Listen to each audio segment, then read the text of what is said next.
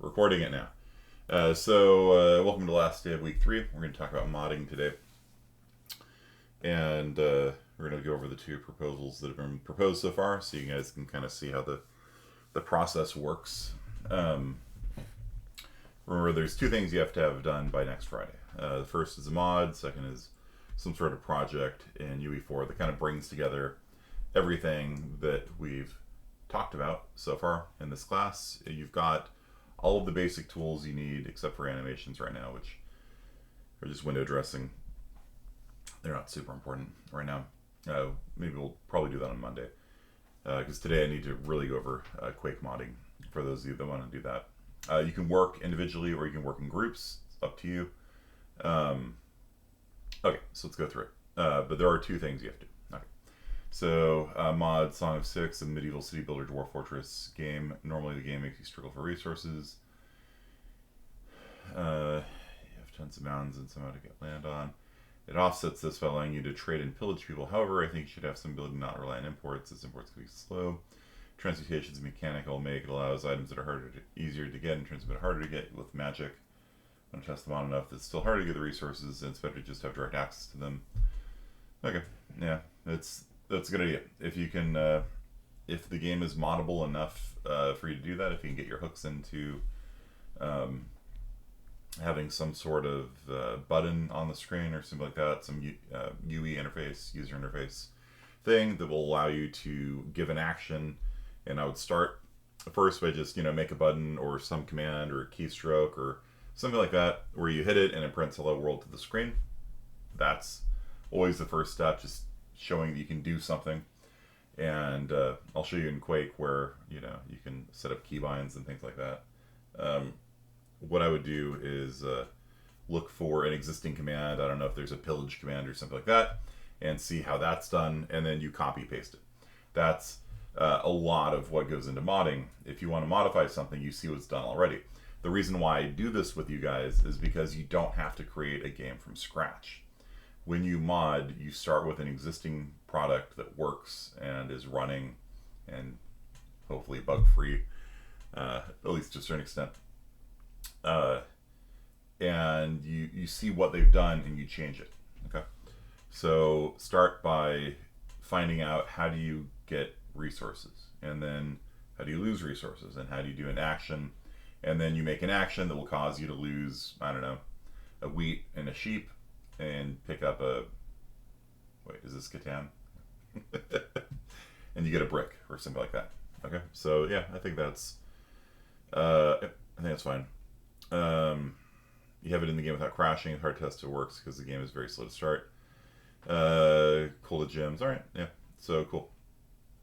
So for the game, keeps it simple. Scope depends on the rate to get things done at. Basically, it's a melee game where you have vertical and horizontal slices. Whether the animation goes in the game, I don't know. Every enemy needs to be sliced in one of these directions. Everything, including you, is one-shottable. You need to dodge and play smart to kill the enemies. I know how bad scope can get, so I'll list all the things I probably need in the game to list at once. Needs dash, yeah, okay. Enemies with weak points that are different. Melee enemies that touch to kill you. Yeah, okay. There's a lot of things in there, and yeah, you're probably not going to be able to do this in a week.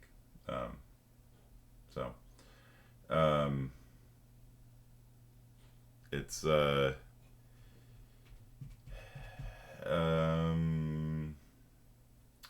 dashing, sure, you can do that. You can build in a dash command and have it launch the player in different directions. It's not too bad.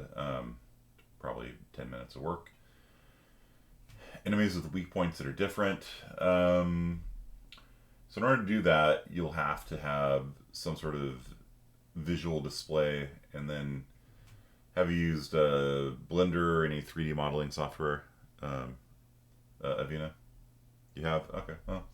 And then what you can do is you can have enemies where like one of their arms or something is red, and you have to hit that to kill them. So you can make one of those for each of the different weak points in the game. You can have a left click attack and right click attack, with the left click attack being a vertical slash and the right click attack being a horizontal slash, something like that. Um, and then when you attack, you do like a trace line, or you might want to use one of the other traces to start in front of you, up a little bit. So you're going to take your location plus your forward vector times a meter plus your up vector times a meter, and then go down or something like that, right? You're going to trace downwards. When you hit them, you can find out what body part they hit. So there's a skeletal mesh system that has all these different bones and things like that in it. And then you have to say, all right, if I hit the dude with the weak point in his head on the head, he dies. Otherwise, nothing happens. And then do that for each of the different weak points. Right arm, left arm. You'd have to have maybe another attack that comes in left to right, one that's right to left. Crouching.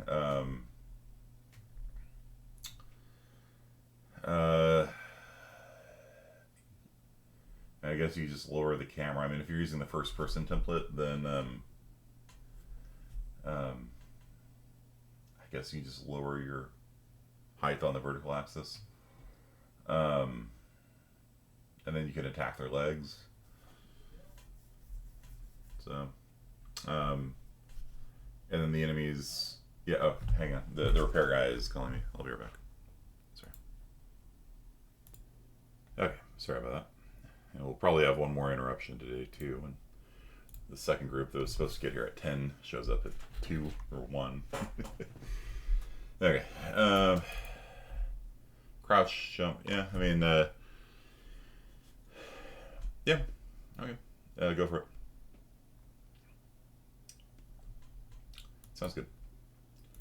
I'm a little concerned that the scope is a little bit too broad, but go for it. All right. My mod has added a new type of fish to the game Stardew Valley. Oh, that's cute. One of my students is actually the first person to mod Stardew Valley. He figured out where all the different data offsets were and things like that, and he went on to become a game major. Maybe he was computer science, but just took game classes at Santa Cruz. So I brought him back in a year or two ago, and he gave a talk on game development and juiciness in video games. That's cool. He did major in game dev. All right, cool, nice. Josh Navarro. He's the son of one of the counselors, or not really counselor, outreach persons at our school. Really cool dude. I like him a lot. Okay, Fish Stardew Valley. Want to add a manta ray to the game, so like the regular could be too easy. Stardew Valley is quite difficult for the most part, and while not exists, so make the game easier to play. Okay, so yeah, that is probably too small, and depending on how this works, it might be too easy or too hard. I don't know enough about modding Stardew Valley, so you could, yeah, if it's just a matter of changing like one element, if that thing is exposed, like if it's something that can be edited, like if somebody knows where the data offset is, yeah, it's doable. Yeah. So go for it. And if it's too easy, then I don't know, add a couple fish instead. All right, simple platformer, so one player inside the box. We have to make their way to the end of the hallway. Yeah, that'd be cute. Yeah, all right, sounds good. Both proposals are accepted. All right, like I said, I tend to accept most proposals. It's just I have concerns about students' scope. Usually, that's what it amounts to. You talked to Navarro's dad. Yeah, that's funny. Okay. I know there's multiple axes. Yeah, I think there's like 3. Yeah. Bedencourt, Trones, and Leong. Yeah. Okay. So let's talk about modding. Today is a good day to do modding. So, did you guys all get that zip file downloaded off of Dropbox? And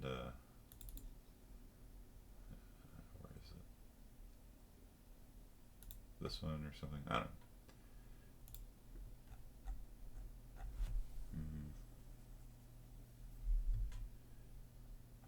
Well, whatever. I posted the link yesterday.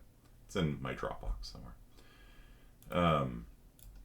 Did you guys all get that downloaded, unzip it, you know, all that kind of stuff? Okay. All right. So let me go over to Quake release. This is what it'll look like when you have that zip unzipped. Okay.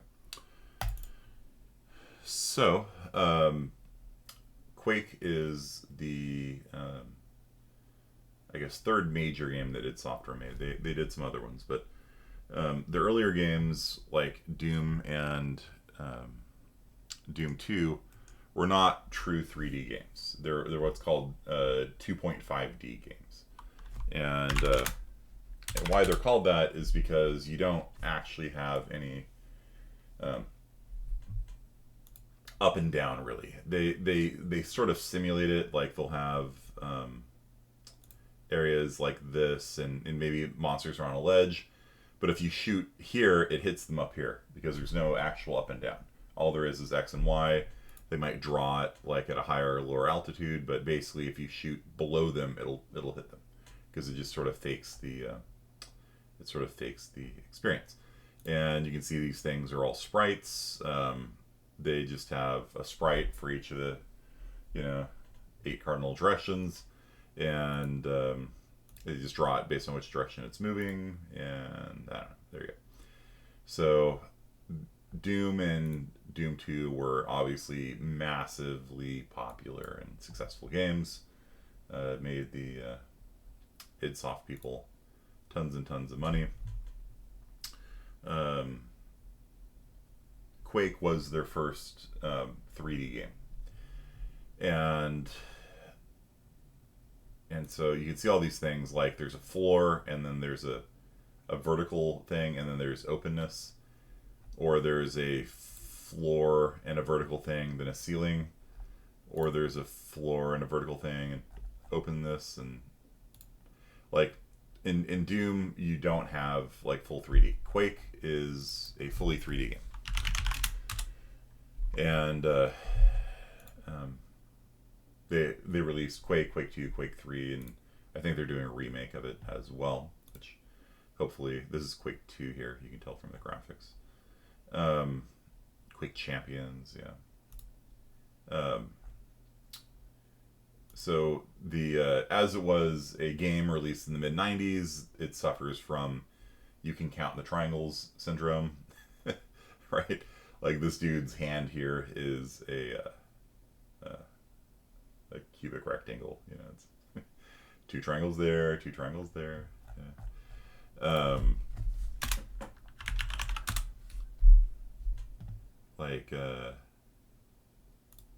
Like this monster in Quake 1 is only it's only supposedly about 90 triangles.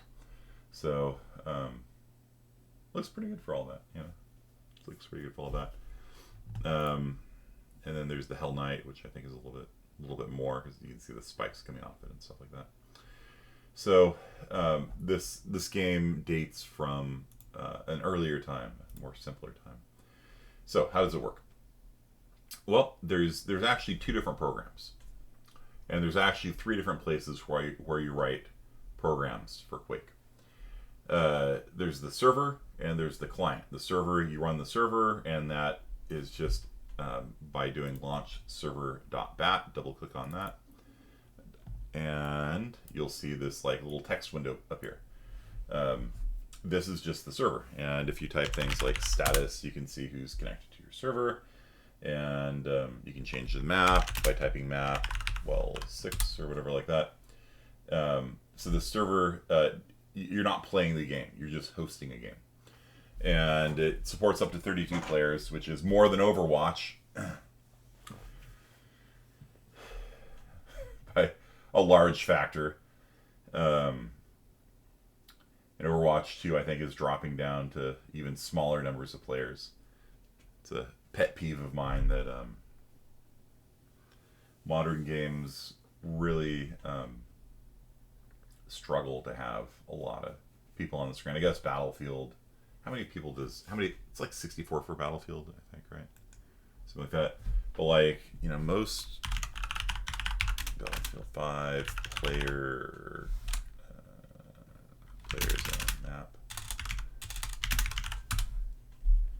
Battle Royale, sure, yeah. It comes with 8 maps. Wow, 8 maps. That's amazing. 8 maps. 64 players. All right. So, yeah. Man, 8 whole maps. That's crazy. How many maps comes with this release I gave you? 891 maps. So, yeah. Not really fair because, you know, they're all fan-made. But, I mean, Quake itself came with more than 8 maps. Like, come on. Okay. Valorant 500 versus 500. Yeah. Okay, so that's the server. You just launch the server, and then people, your friends, if you partner with somebody, they can connect to you over the internet. I don't know if I have my firewall set up or not. Well, it doesn't matter for now because I'm just kind of going over it. But if we wanted to play it, I'd have to make sure my firewall was working. Okay, so that's launch server, and then launch client launches the client. And for this class, you probably are not going to need to modify either the client or the server. It's just not usually needed because I need to move this over to the other window. Video options, shrink it down.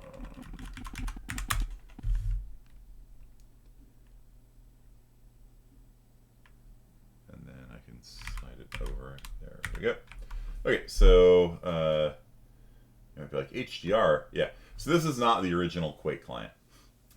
The original Quake client did not support 10-bit color. You know what I mean?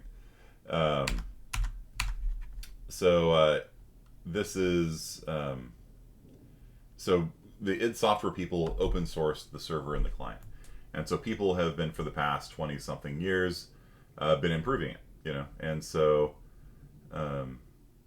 they have actually like a server that can run Quake, Quake 2, Quake 3 maps, no problem, and clients that have things like water transparency and shaders. And I turned off the shader under here because it bugged me, but it would be like warping the camera and things like that, and things like bloom, which I have disabled also because it's kind of distracting. But you can see it looks like not bad, right? So when you run the client, it connects to the server by default on your local machine, and it's set up basically so that you can do modding. Yeah, you can see there's a little bit of bloom on that there. Right. And so that's all not original Quake, but you know, it looks better. The original Quake ran in 320 by 240 resolution, so it had pixels you could see that were like that big on the screen. Nowadays, let's see. I don't know. Nowadays, I don't know. I get like 500 frames a second or something like that, and it actually looks pretty good, and it runs incredibly smoothly because it's an old game, right? And yeah, so basically the thing is set up so you run the server, you run the client, and it loads your mod, which I'll show you how to do next. And you don't have to worry about changing any of the source code in the client. You don't have to worry about changing any of the source code in the server. The reason for that is because John Carmack is a genius, and I don't use the term lightly. And so he wrote his own programming language for Quake called Quake C. And so what that allows you to do is it allows you, as somebody who maybe doesn't have a lot of programming experience, to change how Quake works, and you don't have to know all these intricacies about doing convex hulls and like rasterization and all this kind of stuff that I've been talking about with the 50B people this semester. You don't have to know any of that. all you have to know is you open up these files, which are like text files, and you're like, oh, there's a file called weapons.qc, and in there it has the rocket doing 100 damage. I'm going to change that to 300 damage. And you recompile the mod files, and then the next time you load the server or change a map, it actually reloads your mod every time it changes maps. Then it will do more damage or whatever change you made to the rocket launcher. Okay, so yeah, he's like, yeah, I'll just spend the weekend making a new programming language, yeah, and a compiler for it, and an interpreter for it, and so the server has this like language interpreter built into it, and it loads the mod that you make in a completely new language he made based on C, and then it runs it, and so the server calls into your mod code. And so the server and the mod kind of talk to each other and create a different experience. So this game here is called Team Fortress. I don't know if you guys have ever heard of Team Fortress before, but this is the original. They've come out with 3 different versions of Team Fortress. There's Team Fortress Classic, and the slightly inaccurately named Team Fortress 2. All based on the same idea. You have 9 different classes. It's been the same 9 classes since the early days. Like I actually played the original release of Team Fortress, and they didn't actually have 9 classes back then. They added in, I think it started off with just 5 or 6, and then they kept releasing new classes until they got to 9, and then they were done. They did talk about adding in a scuba commando, but they never did it. However, there was room for one more number, and so that's what I added. So if you see at the bottom there where it says custom, that is the mod that I made. So what Team Fortress is it's a team shooter. So people are on teams and they shoot people on the other team. And it is a class-based shooter. So it is a team class-based shooter. So people are not all playing the same soldier. One person might be a scout, one might be a medic that heals people. And if you've ever played Overwatch or any of those games, they're all from the lineage, not maybe direct lineage, like it's not like they copied the code necessarily, but conceptually they're of the lineage of Team Fortress. And so if you play Mercy in Overwatch, you're essentially playing the medic from TF2, which Overwatch borrowed from heavily. And the medic in TF2 is of course based on the medic in TF1, but different, because the medic in TF1, if I play it, they don't have a healing gun, they have a healing axe. So the healing axe is hard to use, right? When people are running around shooting rockets, you have to come up and what the hell? What's going on with that music? You have to hit your teammates with the healing axe, which was not the world's easiest to use weapon. And so in TF2, Team Fortress 2, they added a healing gun that has a ranged thing on it, and you point it and it heals them from a distance. And then Blizzard stole that for Mercy. Okay.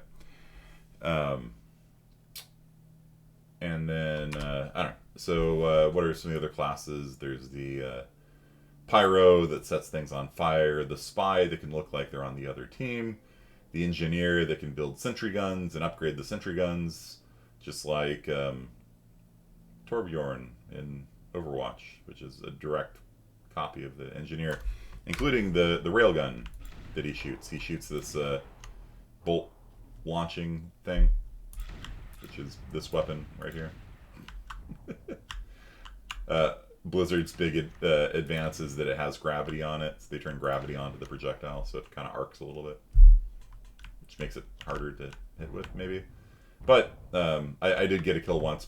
There was a very shallow bridge on one of the maps, and I was able to shoot a shot over and kill a guy without him being able to see me. So that was kind of cool. So yeah, with the Engineer, you build defenses and things like that. Like here is a sentry gun, And something weird going on with the audio. Weird. I wonder if I modded something.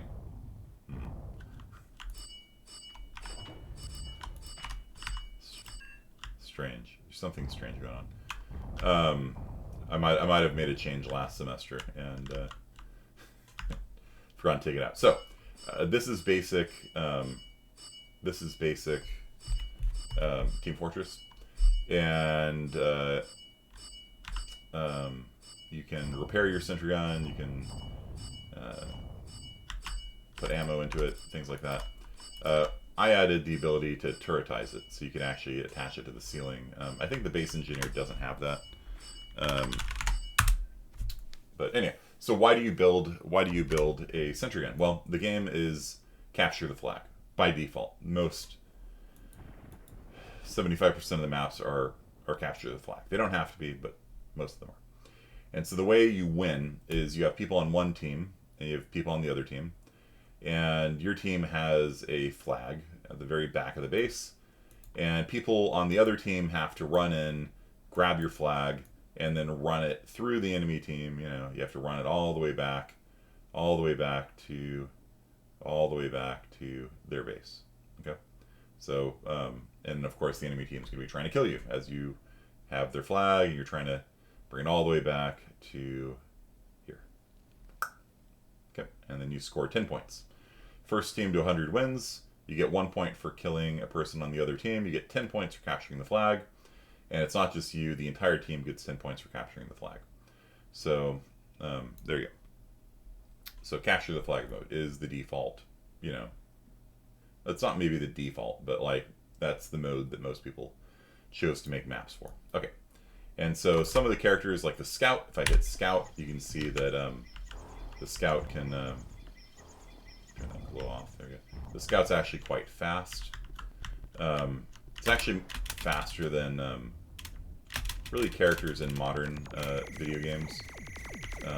Modern video games, people tend to be walking through mud. It's one of the reasons why people still play Quake 1, because it's actually a much faster game than like a Call of Duty. In Call of Duty, you walk like this fast. I can't even go that slow. But, yeah, the scout, also, I added hover boots to it. So if you jump in midair, you've got hover boots. You can go across open spaces like that. Those were copied from Zelda 64. That was my inspiration for that. I added these into the game, and you can also you can use them in a variety of ways. Like if you jump and then you hold down jump, you can. So the scout has quite a bit of mobility. They will run out of fuel. So if you've ever played Overwatch and seen the hover boots on Pharah, that was copied from my mod, as far as I can tell. And interesting. So I don't know that for sure, but it works exactly the same way as the hover boots in my mod. So has there always been no texture for the gunfire? No. And in fact, on my client, I don't know why. Honestly, I've looked at that. It's only on the nail gun. Only on the nail gun. There's a sprite that draws for the gun flash, and it doesn't load on the release that I put together, and I don't know why. Honestly, I've gone through it, and it just doesn't. It just doesn't draw on the release. It works fine on my version of it, but when I packaged it up, I must have forgotten to copy over a sprite or something got misplaced. So okay, so that's the game. Now, if you want to modify it, how do you do that? Well, that's the third part. So you have the client, you have the server. Those you don't need to worry about, because Carmack was a genius. He isolated out all the details about how does the network traffic work, all that stuff. You don't need to know any of that. How do you render bloom, and you don't need to worry about any of that. All you need to do is go into the mod source code, and that's found in the Fortress directory inside of the source code directory. Okay, and so inside of here is all of the different source code files for Mace. Are you home? Yeah, I just got home. I got you some food. Oh, thank you. I'm hungry. The fridge has been repaired, by the way. The ice dispenser, it's been fixed. Yeah, our ice dispenser, the shaft that turned the thing that pushes the ice out, it actually snapped in half, and the dude's like, I've never seen that happen before. The metal rod, like usually the motor burns out or something. It was actually this thick metal shaft snapped in half. It's kind of crazy. Okay, so inside of the Quake Release Fortress source code directory, you will see all of these different .qc files. QC files are the source code for the mod, and that's the thing that you'll be modifying if you do want to modify Quake. If you're going to modify another game, I can't really help you too much. I've never modified Stardew Valley. I could probably put you in contact with Navarro if you want. I don't know if he's modified Stardew Valley recently, but he was the OG. He was the guy that figured out how to modify it. Let's see. Is he still on here?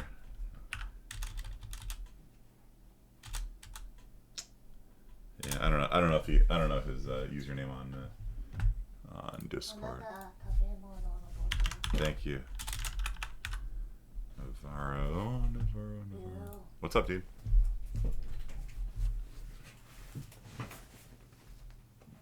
Thank you. Get that a little bit. Navarro. I'll see if I can find him for you.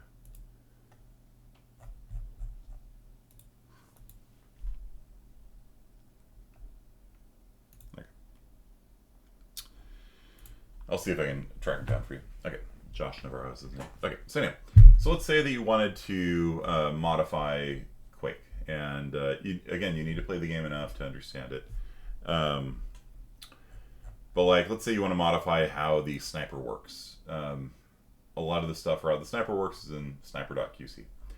The biggest file, the one that students most commonly modify, is this one, weapons.qc, because that's where the weapons are, and that's a very, very common thing to modify. So let's go ahead and show you what it looks like. I'm gonna open it up in Vim first. This is how I actually did all the modding. I actually use Notepad or WordPad to do all of it. It's all these fancy pants IDEs and stuff like that. I didn't need any of that. So my mod, by the way, it took Team Fortress and added the ability to build a custom class out of it. So it gives you a budget of $10,000, and out of that budget of $10,000, you can choose how fast you are, how much armor you have, taking half damage from sniper rifles. All these things cost money. Buy a rocket launcher, buy the ability to disguise yourself. So what I did was I took the Team Fortress experience and broke it up into parts, and then allowed people to assemble their own class however they want, using a budget so that it's balanced. And I wrote the entire thing over a marathon weekend. It was just basically a weekend project for me, at least at the beginning, to get it working. And the approach that I took was, what I told you, like start off getting your hooks in. Make it so that when you hit 0, it puts you into a custom class. And in the custom class, I probably just started with like a copy-paste of the soldier or something like that, but with a nail gun instead of the rocket launcher or something like that. Just getting your hooks in, so it starts beginning. Okay, here is a function. It's being called. I know I'm here. Now change it.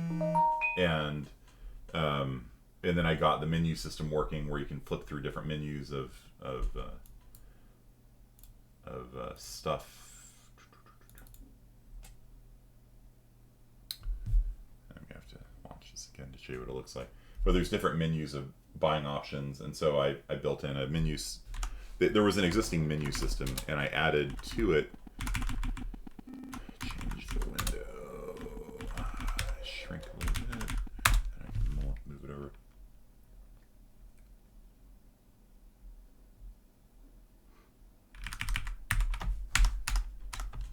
Team 1 custom.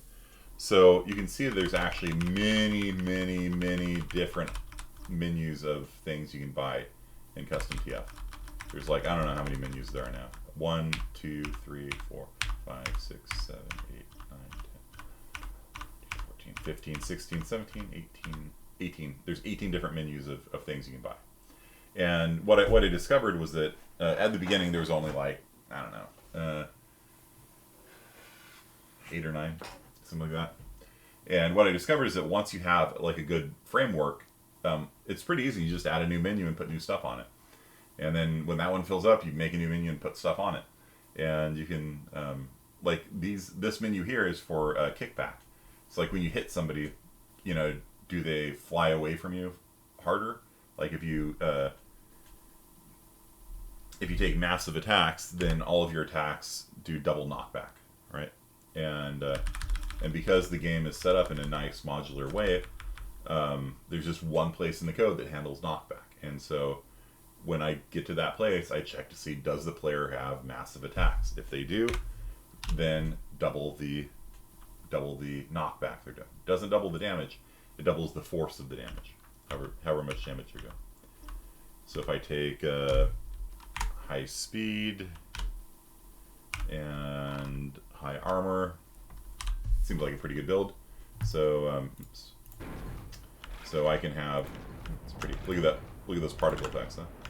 Yeah, that's not in the original Quake either. So I got pretty good speed. I'm faster than, you know, most characters in a modern game. So if I shoot myself in the foot and rocket jump, you can see I can actually jump all the way up here using it. So yeah, just a very simple build. Rocket launcher, double knockback from attacks, medium high speed, and high armor. Not the highest armor, but pretty good. And then that allows you to, and people just with that will do all sorts of, like I said, I am not like the best player at this game, but like, you know, people will do all sorts of like crazy gymnastics. Like they'll do that and they'll bounce off the wall and kill themselves. But like they'll ricochet around a map and just like travel through the air by shooting themselves in the feet. Just bounce around the map and get the flag and bounce around back and stuff like that. Like the amount of artistry and skill that, you know, players demonstrate in this game is like pretty amazing. So, okay, so that is that. So if you want to modify it, I told you guys to all install VS Code for Visual Studio Code. So Visual Studio Code has a plugin for Quake C, which is why I recommend that one. They don't make games like Quake anymore, yeah, but you know, people still modify Quake, so it's still around, you know. And people, you know, we have a big thing every Halloween where we fill up a server and play custom TF. All right. Source code. If I right click on this, I can choose open with code. So you have to have Visual Studio Code installed. Right click on the directory for source code and choose open with code. And if you do that, then over here, do you trust the authors of the files in this folder? Yes, I do. I know him. He's me.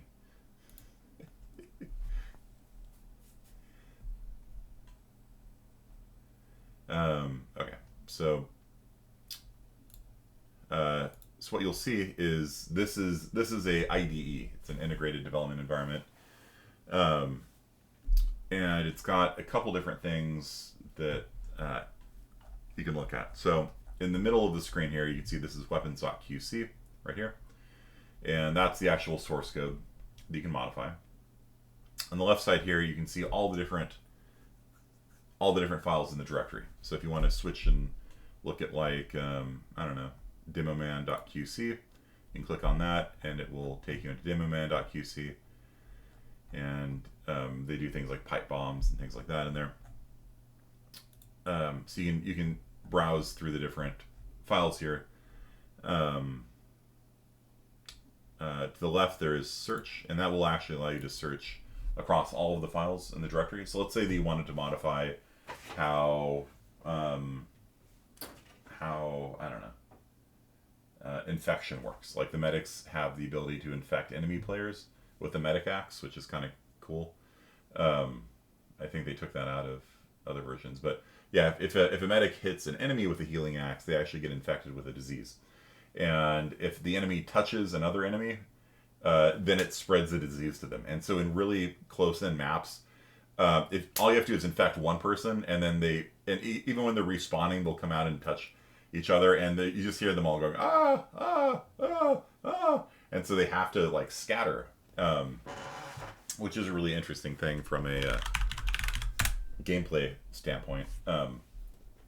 It's hard to do because it's a melee attack, so. And so if you come over to the search thing here, this is actually going to search across all of the files. And so if you search for infection, then you can see every place in the mod where infection takes place. And that is like your entry point into modding. So like if you want to modify infection, you do that, type in infection, and then you go through each one of these things one at a time and see everything in the mod having to do with infection. Okay, so apparently if somebody purchases melee armor, I actually didn't know this. I'm learning something new here today. I probably wrote it, just forgot about it. But one of the upgrades you can get in the game is to take like half damage from sniper rifles, or half damage from fire, or half damage from rockets or whatever. And that's part of the rock, paper, scissors design of the game. I played a lot of Age of Empires 2, and I like the notion that there is not one approach that always wins. And so if everybody decides that snipers are the end all be all, they're the best class, then what happens is that everybody goes sniper, and it's a very boring game. So what I did was I added to the game the ability to purchase anti-sniper armor. So it costs money, but you take half damage from snipers, and or technically any bullet weapon. Or if everyone's playing with rocket launchers, then you can respec your character at any time. You can recustomize at any time. You can then take anti-rocket launcher armor, and then what happens is that people, if enough people do this, then the rocket launcher stops being effective, and then they have to switch into something else, and then they have to switch into something else, and then they have to switch into something else, and they have to switch into something else. So it's a rock, paper, scissors that as the game goes on, you'll see people rechanging their class maybe 2 or 3 times a match, especially in like high level play. Like people will figure out the meta, so to speak, of like what's happening in the game right now, and they will change their builds to adapt to it, which is something I personally like really love about my own game. Because if you've played Overwatch or any of these other team-based games based on Team Fortress, what you see is that people figure out sort of the optimal meta, right? Like during season 2 of Overwatch League, like every team was like, I don't know what it was now. It was like 2 tanks, 2 healers, and you know what I mean? Or it was like there was a time where everybody was playing like Diva, and they were like it was called like the dive meta or something like that. And I hate that. Like I really don't like 2 tanks, 2 healers, 2 DPS. Yeah. And then there was, what was it, the dive meta for Overwatch. Why is dive meta so strong? Problem with Overwatch is dive meta. It's a symptom of sickness. What is the dive meta? Monkey, Diva, Lucio, Zen, Tracer, and Genji. The idea of dive is to dive each member of the enemy team. High mobility allows it to be a thing.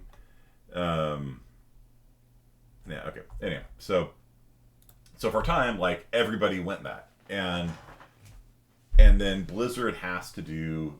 Then Blizzard will patch the game. After the season's over, they'll patch it and make dive comps less viable.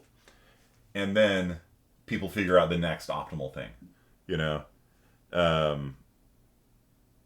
tank, 2 healer, 2 TBS.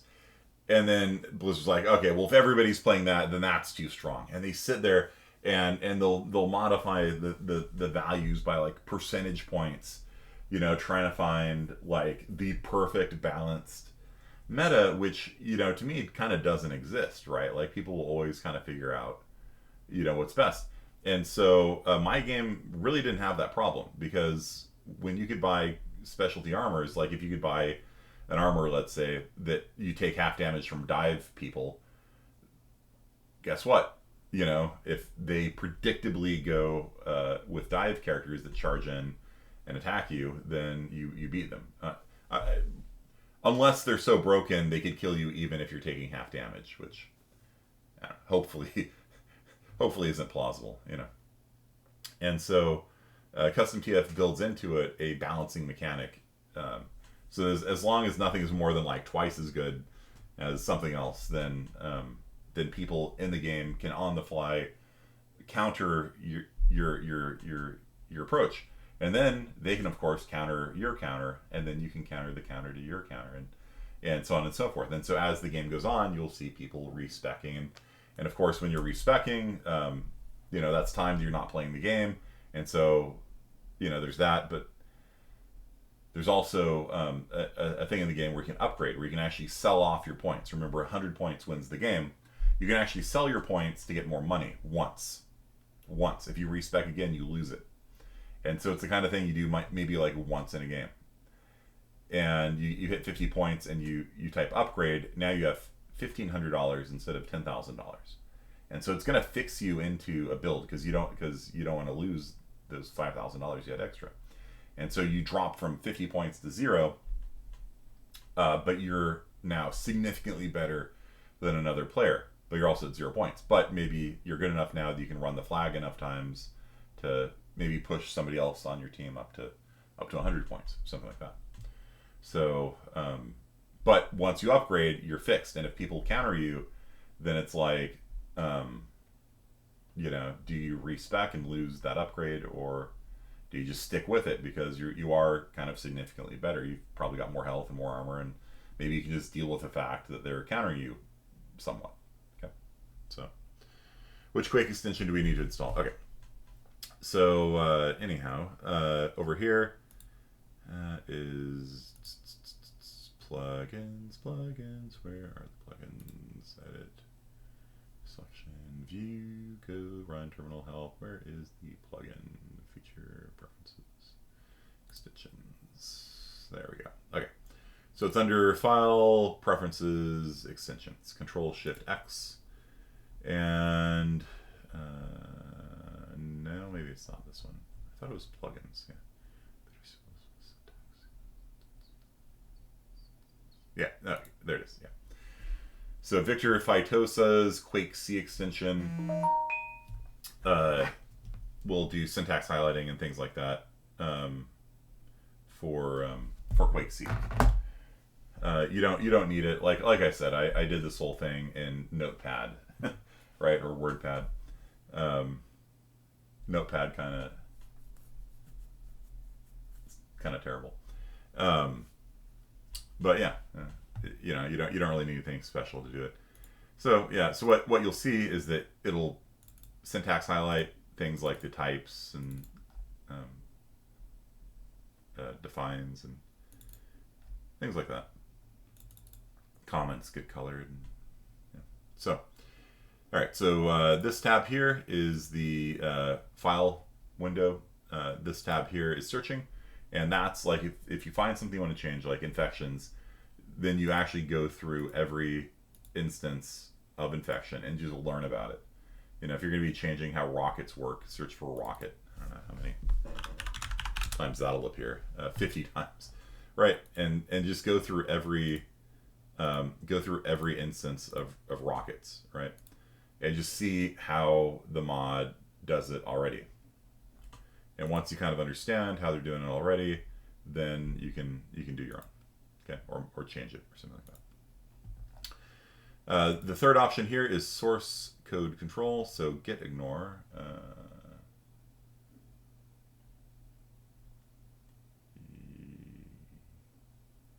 Yeah, let's commit that. Yeah, that's fine. And then you.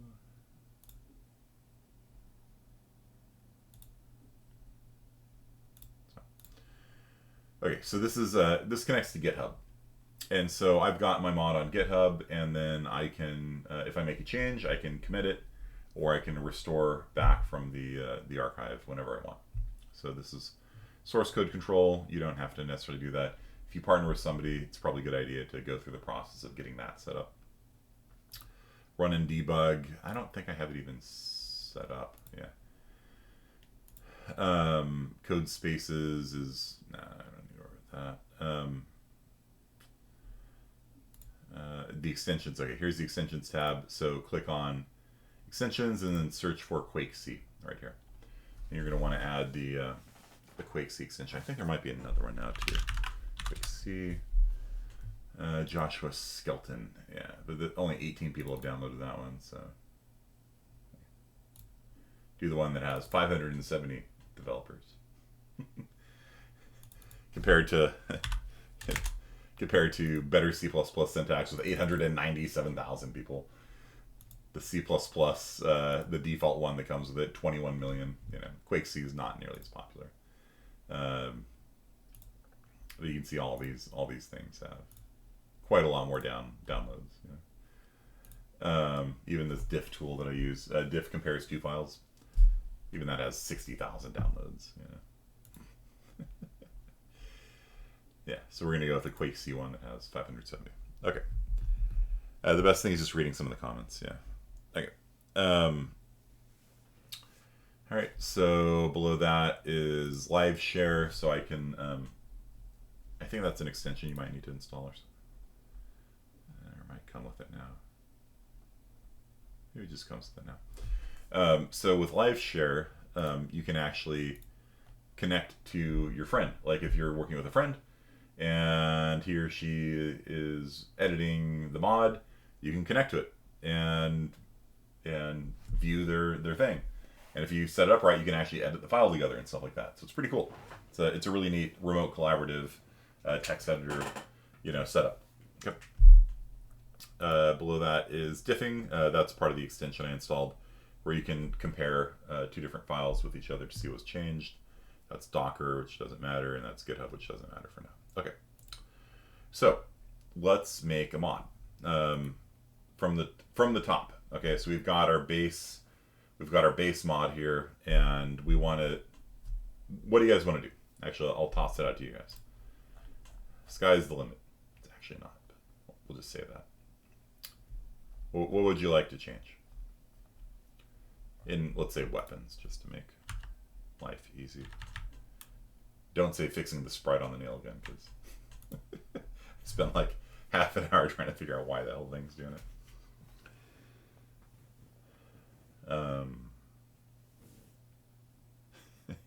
Shammy's frowning at me.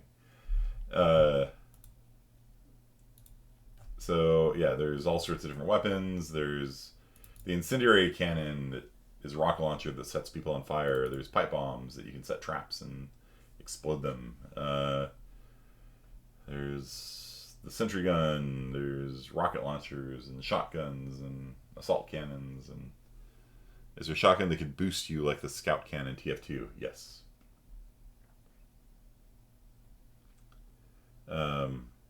Yeah, something like that exists already. It's called the air fist. If you shoot the ground, it boosts you into the air. Make shotguns have max range and 0 spread. Okay, cool. All right. So, what should I search for? Like, I've got all this stuff here. I got all this stuff. This is a big file, by the way. Weapons.qc. I don't remember how big it is. It's pretty big though. 6,000 lines of code, something like that. So where is the shotgun? What I don't want you guys doing is this, like just kind of scrolling around, like, where's the shotgun? Where's the shotgun? All right. What should I do to search for the shotgun? Control-F. Yeah, Control-F will find within this file. Control-shift-F will find across all files. So either way, it's all good. So Control-F, and actually I think I have Vim mode turned on, so it's /shotgun. All right. So the first thing that shows up is we've got sounds for the shotgun. One thing you do have to do is if you want to play any sounds in the mod, you have to pre-cache them. And you know this, like if you were approaching modding the right way, because you would find an existing sound and copy paste it and put in whatever change you want to make to it.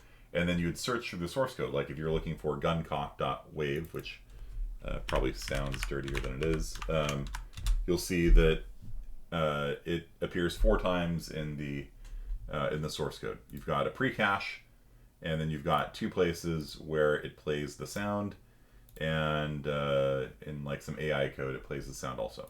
Okay. And so when you do this, you're like, okay, well, clearly I must pre-cache my new sound, Kearney, Kearney sound.wave or whatever. And in fact, you do. In order to play any sounds in the game, you have to pre-cache them.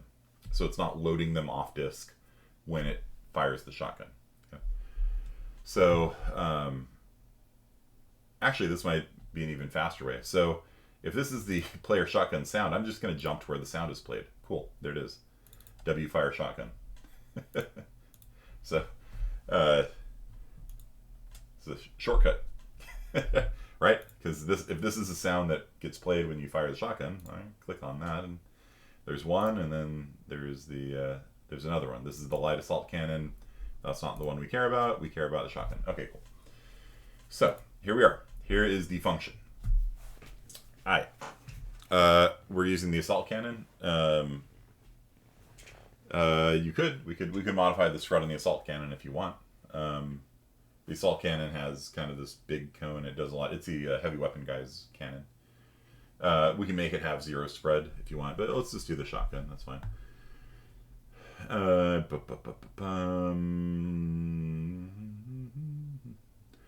So this, if you get an upgrade called the OTR, I don't know what OTR stands for. I think it was just made up by a Portuguese guy. Then it costs extra ammo every time you shoot, but it does more damage. Let's see, OTR shotgun factor, yeah. So whatever that is, if you double click something, like if you want to know what that number is there, ctrl-shift-F, and you'll see that it is 1.15. So if you want to see what that is, double click, ctrl-shift-F, and it is 2. So it fires 2 shells at a time, and it does 15% more damage. So it doubles your ammo cost, but gives you 15% more damage. So it's usually a pretty decent trade-off, I guess. It does cost a lot of money, though, to get it. So, okay. So here we have, so that's just handling that upgrade. So if self.className equals player, what do you guys think that means? You don't have to know everything, like, in the world. You just guess a lot of the time.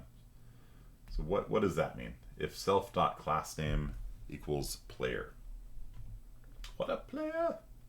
What does that mean? If you're a player, not a spectator? Sure. Okay. But it looks like people that aren't players can also attack somehow. Right? So if you're a player, it does this aim call here.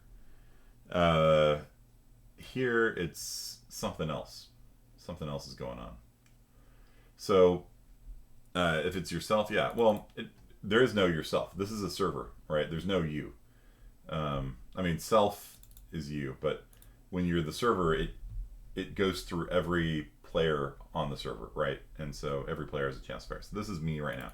So if I am a player, then it calls this aim function. The aim function is to do auto aim assist, right? So like, you know how I was talking smack about Overwatch, like in Fortnite, like helping people with thumbstick gamepads. They can't aim very well, so the games cheat for them, and it'll be like, all right, you're close to hitting them, we'll make you hit. That's that function there. That existed in 1996. Okay. And aiming from myself out, I think 100,000 centimeters. So it's finding the nearest target, and sort of, I think there's a server setting that controls how much aim assist it gives you, but it's aim assist for people that can't aim. And pretty much everyone turns it off, right? So this function still works, but the server setting just prevents it from doing anything. So what this does, it basically just returns your forward vector, unless the server has aim assist turned on, in which case it'll return a vector pointing at your target. If you're not a player, then that means you're like a monster or something like that, right? And so for monsters, they have a enemy member variable, and the enemy member variable is the person they're actively targeting. And so what it does is it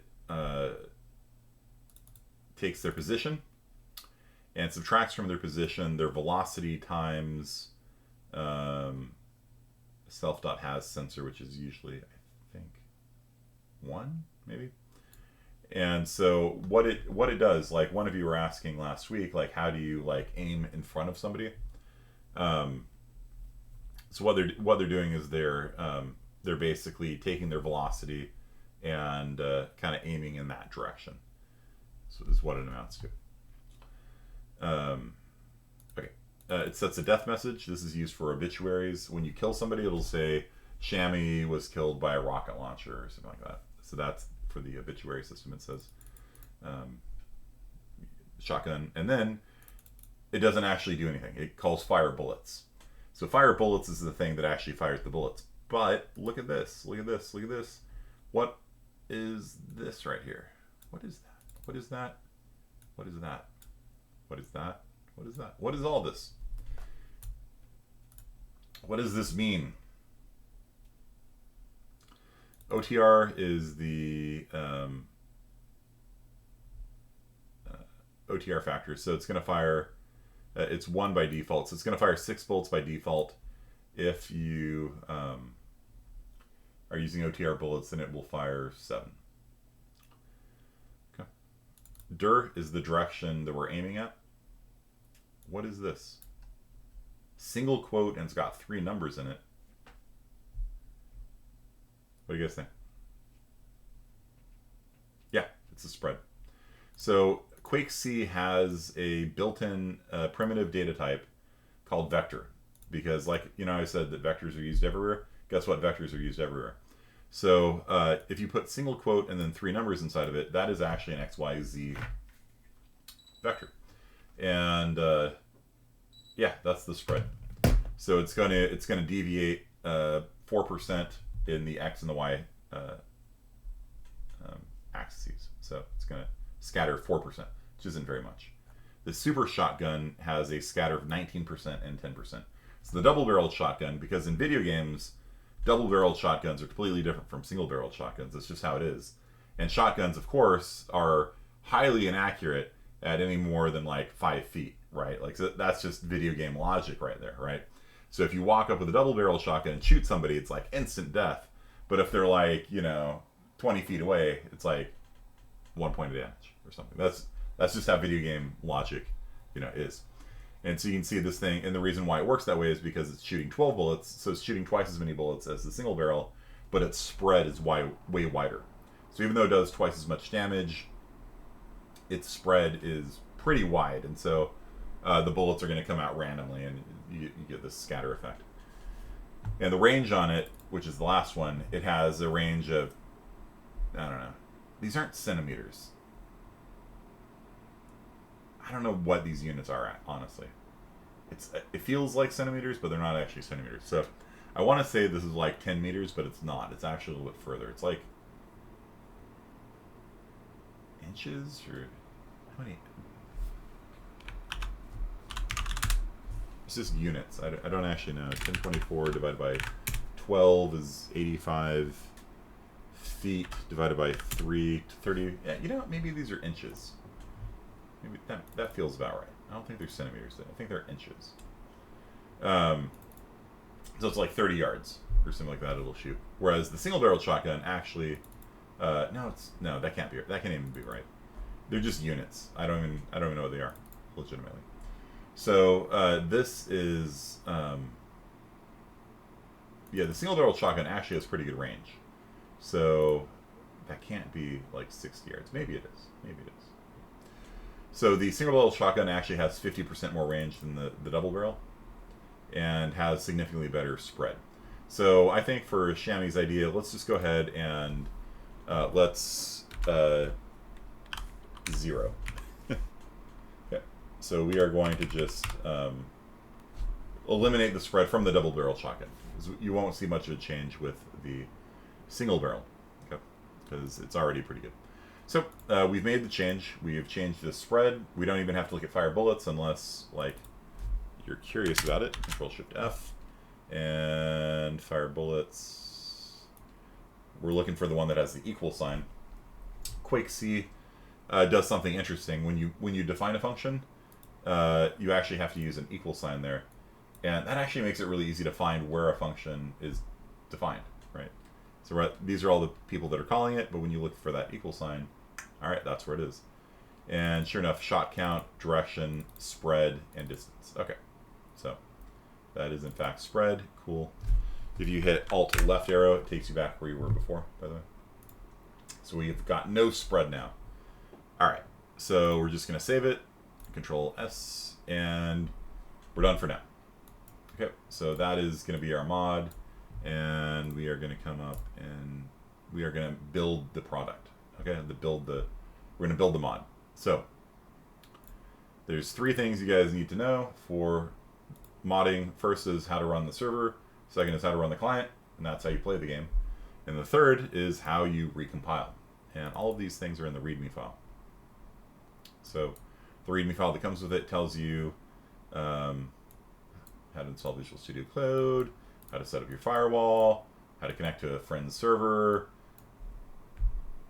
Good. Step-by-steps held there.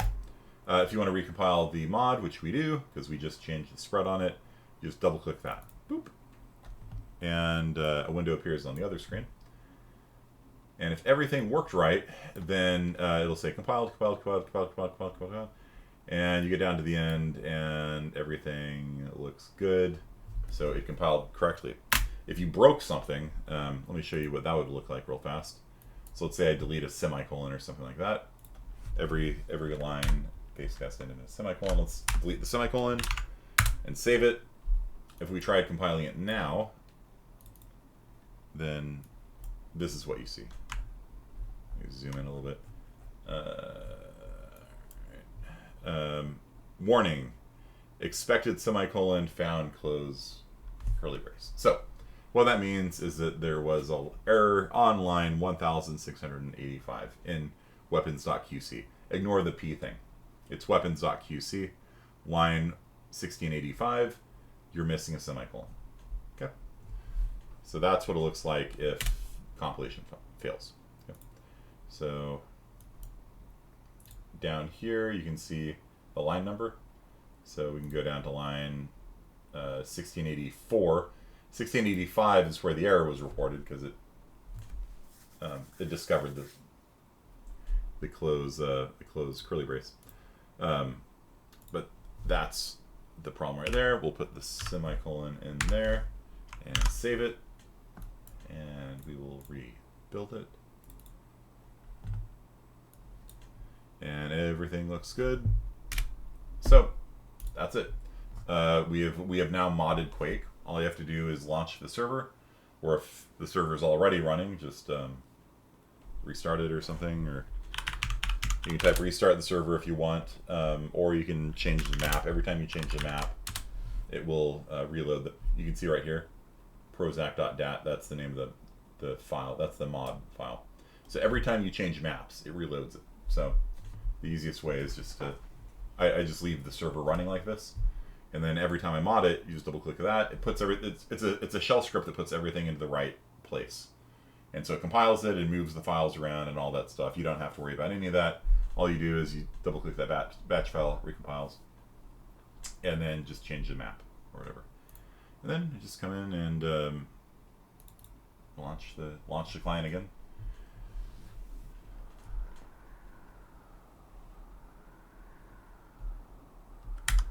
And switch it over to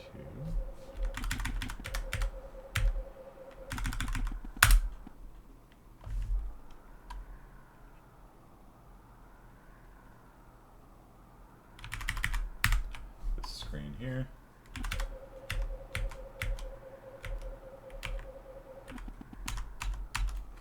So here's a map called Rock 2, which is based on the movie The Rock with Sean Connery. It's an interesting map, by the way. It's actually quite an interesting map. So what do we have? Custom. And so we are going to buy the double-barreled shotgun. Well, let's buy the single-barreled also. Why not? And I don't know if we need anything else. Right, just to demonstrate this. Let's buy the grappling hook just to show you guys that. And we'll buy the wrench, the sentry gun upgrade.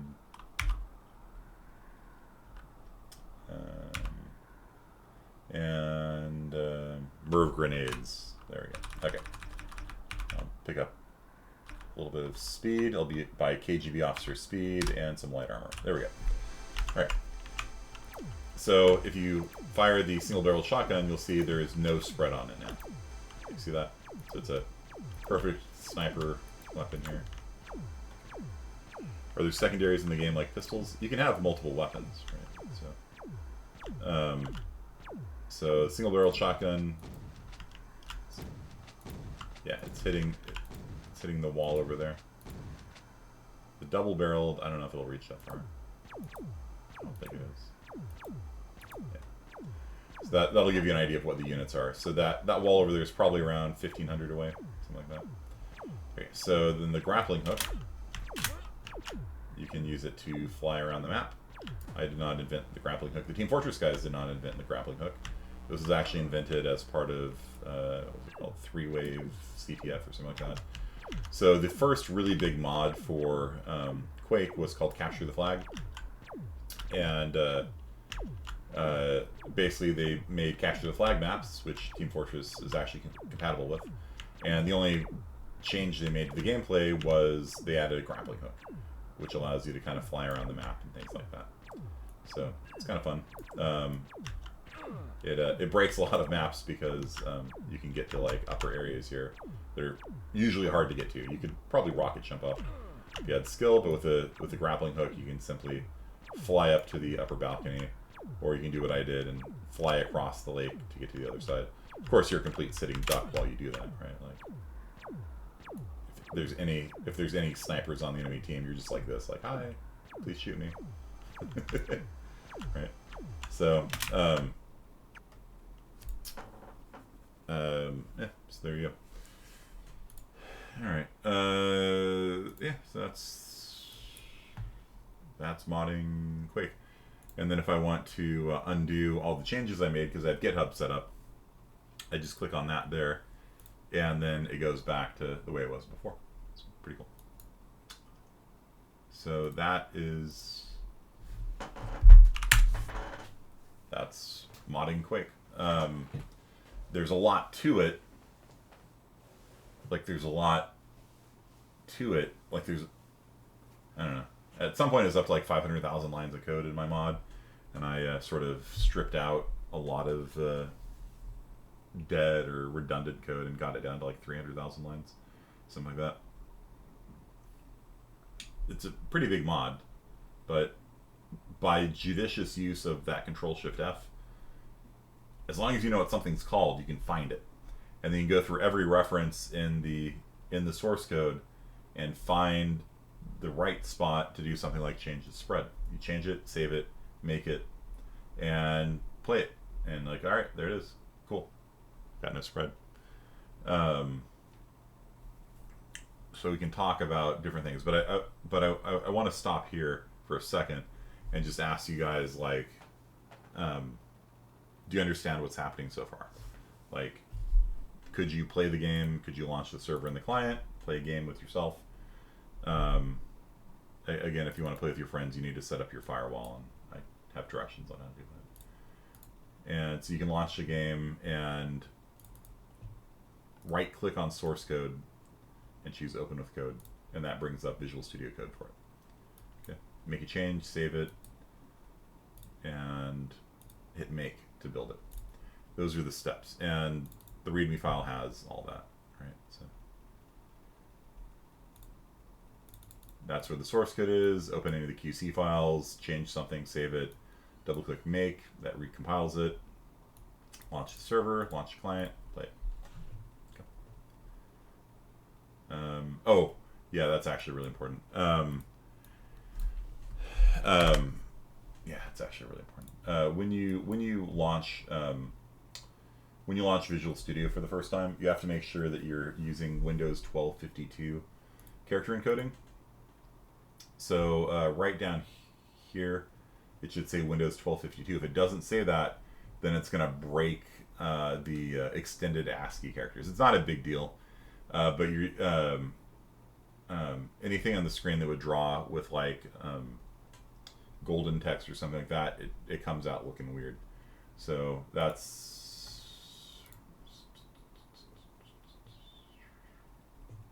let's see if we can figure out where that's set. It's under preferences, I think. File preferences, settings, and then encoding. And so auto guess encoding actually doesn't work. And so you need to set it to Western encoding, which is also known as Windows 1252. If you don't do that, it's going to guess it's like Unicode or something, and it breaks everything. Okay. So that's actually a really crucial step. So before you save any files, make sure you have the encoding set to Windows 1252, or some strings and things on the screen won't print properly. It won't break your code. It won't not compile or something like that, but it will not display properly. Can you show how you launch the game? Because I think I get put into single player. Sure. And again, all the steps are here in the README file. Okay, so have the server running first. So double click launch server.bat. There we go. Double click launch client. And then it should say team 1, team 2. And I'm in the game now. I'm not going to move it over. But that's it. And I mean, technically, yeah, this is single player, right? I'm firing the flamethrower. You can see the flashes on my face. It's single player in the sense that there's nobody else in the game, but it's a multiplayer game, right? So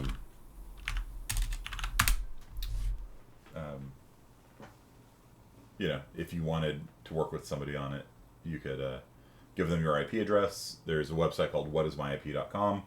And if you have your firewall set up right, then this server, works with anybody. It just so happens I'm on the local machine. There's nothing special about me being on the local machine. Anybody anywhere on the interwebs can connect through my firewall and join the server, and we could play together. In fact, the whole class could play together if you wanted.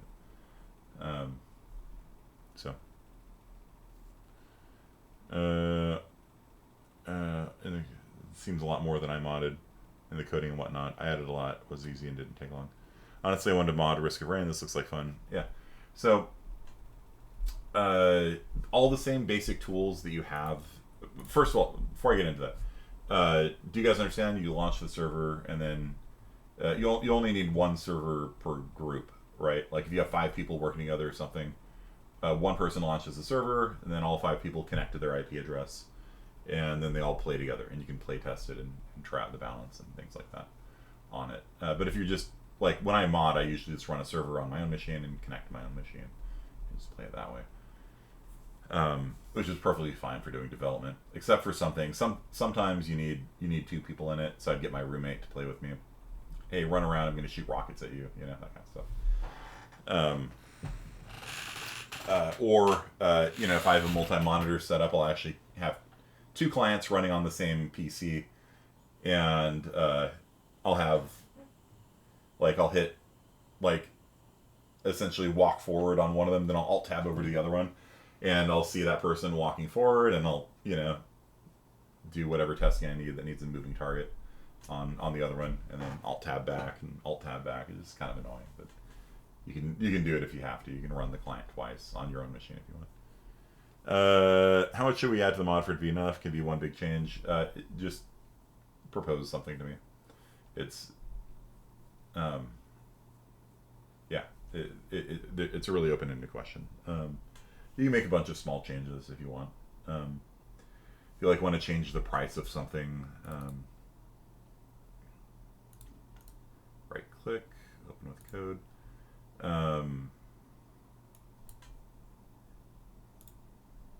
So I know the price of the rocket launcher is 3,000.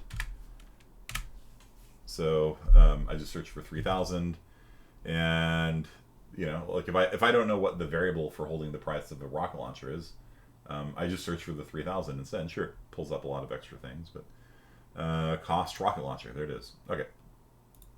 So this file here has the prices of all the different weapons and things like that in the game. And so if you wanted to mod it by changing the prices, if you change the price of the rocket launcher from 3,000 to 1,000, then the next time you launch the game, the price will be 1,000. And so you can, you know, you can mod the prices of things if you want. And so like if you didn't know where that was though, what you do is you just play the game. You just look at it like, okay, well the rocket launcher is 3,000. So somewhere in the code, the number 3,000 is going to appear. You know, like if you play the game, you see the light assault cannon's 1,800, then you just come up and you don't know what source code file is or anything. It doesn't matter. You just search for 1,800. 1,800 like that, and you can see every place where the number 1,800 appears in the source code. Probably not too many. The demon max HP happens to be 1,800. That doesn't matter. It has nothing to do with what we're doing. The cheat level is over 1,800. It kicks them. Rocket rotate. Nope, that's not related. Cost light assault. There we go. And so that, and you just change that number. Hit save, launch it, and you'll see. Look, the price is now different in the game world. So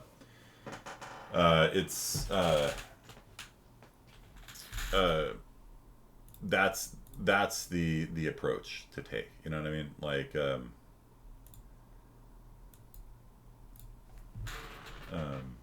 just find something in the game, and then that gives you a hook, right?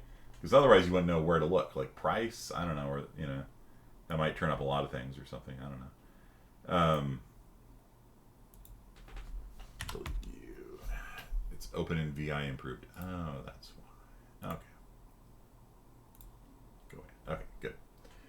So, you know, just look for the name of something in a game. If it's called noctation menu, like the menu to do all the knockback stuff, just search for that term, you know, and that'll usually give you a good starting point. So let's search for noctation menu.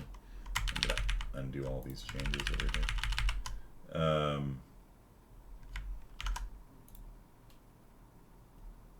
Undo the changes here. GitHub's really nice. All right, so I'm going to search for, what was it, noctation. And there we have the noctation menu right here. Cool. Right? And this is the stuff I was talking about.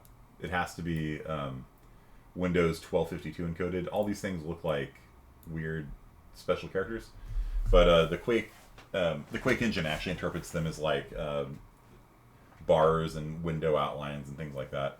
So if you have like Unicode turned on, then it breaks all that stuff. So yeah, all that kind of stuff only works if you have the Windows 1252 encoding turned on.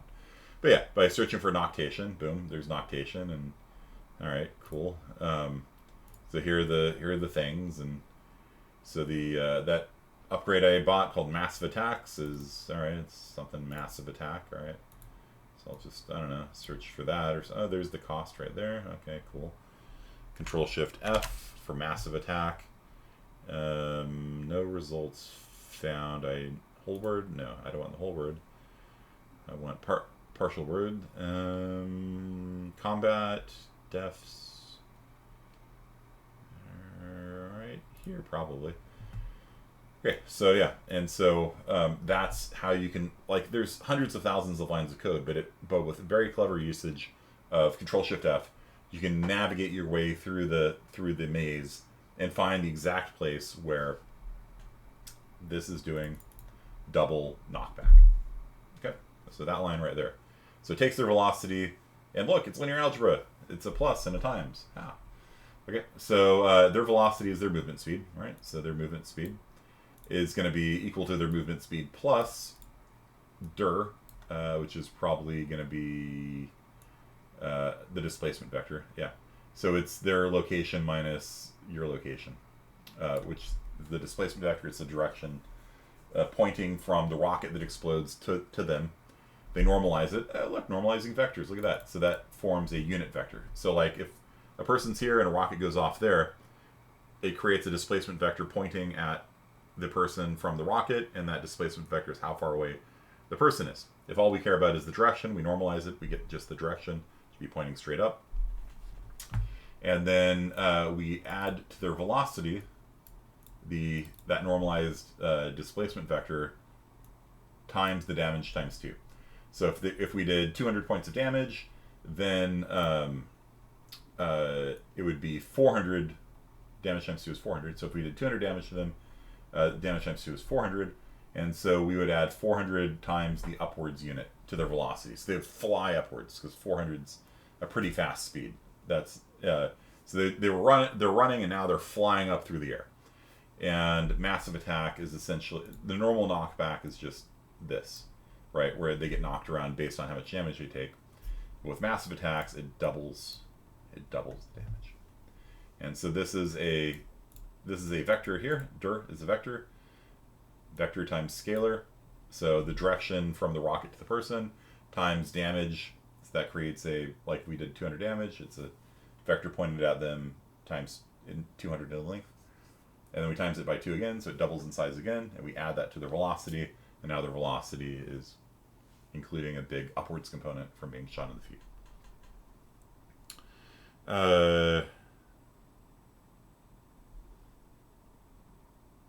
So what if the game doesn't have source code? Good luck. There needs to be some way of modifying it. I don't want you modifying like object files and things like that, right?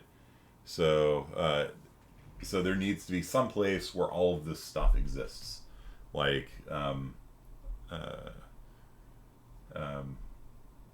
the transmutation thing that you were talking about or whatever. Like somewhere in there, you need to get your hooks in. Right? If they don't provide any modding capabilities, it is still possible to mod it, but it's outside the scope of this class. Okay. So, yeah, you just edit a text file or whatever, but there needs to be some place where this is located. You know what I mean? Like, if you want to modify knockback, like I could change this to be like a 20 or something, right? And then massive attacks to just ping-pong people all over the map. That could be fun, right? Yeah, just change the 2 to a 20. And then when you play with your friends, you buy the massive attack thing. You shoot them with a shotgun, and they go flying away from you. You know, quite funny, right? Also, under the noctation, I added what are called black hole guns, and so rather than knocking them away from you, it knocks you towards you, which is really funny. And if you want it on yourself to do that, you can buy something called void body. So that if somebody hits you with a rocket, rather than you flying away, you fly towards the rocket. And so that's actually kind of useful if you're like a flag runner. Like you're running the flag and somebody shoots a rocket and they try and knock you off the bridge. Instead, it pulls you forward. And they're shooting you with bullets and you just start flying at them. They're like, whoa, what? And you fly past them, you know, and stuff like that. It's really funny because it completely breaks how you intuitively expect physics to work. I'm going to knock this guy off the bridge. And it sucks him forward. And you're like, what? Yeah. And so you have to do things like shoot the edge of the bridge and it'll pull them towards the edge of the bridge instead. And so you can do that yourself with black hole guns, which sucks things towards the rocket. So when the rocket explodes, it pulls everything towards it. Or you can buy it on yourself with void body, and then your reaction to knockback is inverted. And it's really funny. Also, this is really good if you have an assault cannon. Because the problem with the assault cannon is it does so much damage, it pushes people away from you. So like you're like, and you're blasting like thousands of bullets this way. A lot of people, if they have enough health, they just get pushed away, and then they run around a corner, you know. And so this is actually a really great upgrade for the assault cannon because when you shoot somebody, it sucks them in, and then you have this big spread. So you have thousands of bullets coming out. Guess what? All of them hit now, and they go and they explode. So because they're just eating so many bullets now, so it's quite amusing, at least to me. Black hole shotgun. Yeah, you keep shooting them and suck them towards you. Yeah. Mm-hmm. Yeah, it's actually really powerful, and not a lot of people use it either. People can have no knockback on them via various ways. If they buy a gymnast, they get double knockback. And so that's actually also a good thing for a flag runner. You're running around, people are shooting you, you just get pushed away from them really far. And so if somebody shoots a rocket at you, you jump over it, ride the kickback off the rocket, you go flying over their heads and things like that. So all of these things you might notice are like tactical, right? Like they all provide interesting tactical options, right? I'm not a super big fan of like, I'm going to make a gun that just does more damage than an existing gun. That is boring, right? Like, I wanted to add a different sniper rifle for a long time, and I couldn't really think of a way of doing it. So what I ended up doing was modifying the sniper rifle.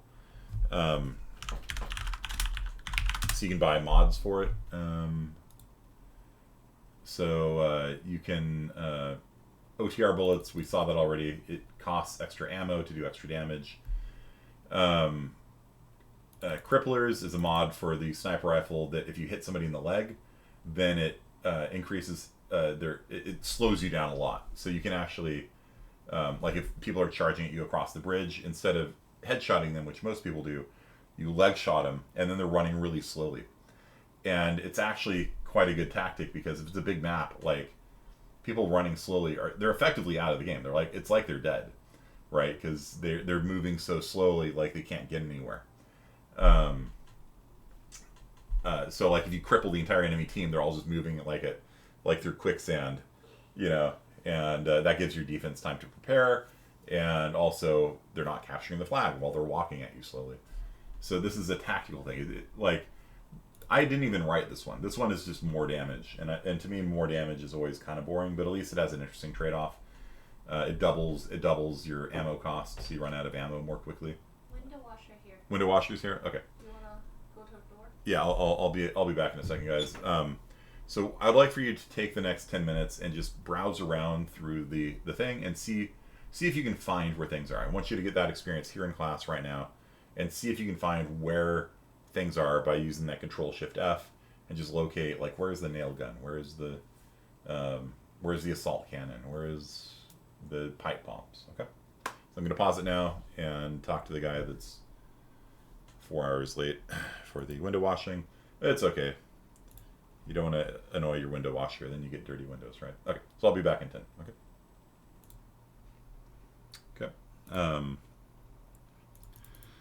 Could you do a gun that makes them move in random directions, like confusion? Yeah. You could probably set up a timer that would randomly push them in different directions. There's a concussion grenade that was supposed to do that, and kind of causes you to stagger around and stuff like that.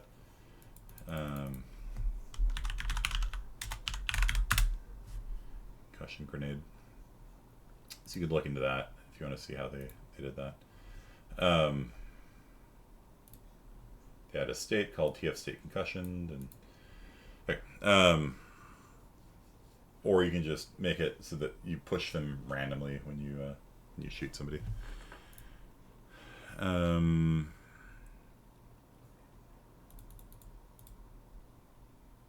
Let's see. Yeah, with a file open at the very bottom, right now it says ISO 88591. You want to change that to has it as Python too. Interesting. Oh, because you have a Python file open. Yeah, okay. Yeah, you want to change the character encoding to 1252 on it. What mine looks like. Nice. Hey, where's the air fist at? Does it look soft? I mean, okay. All right. The air fist. So just search for air fist, and you can find all the references to the air fist in there. The air fist is actually from a different mod originally. I didn't write the air fist, and the person who put it into custom TF didn't write the air fist, but somebody had a mod that had the air fist, and it's a pretty cool thing. You shoot your feet, you fly into the air, so it's a good mobility thing, but also it can deflect rockets back at people.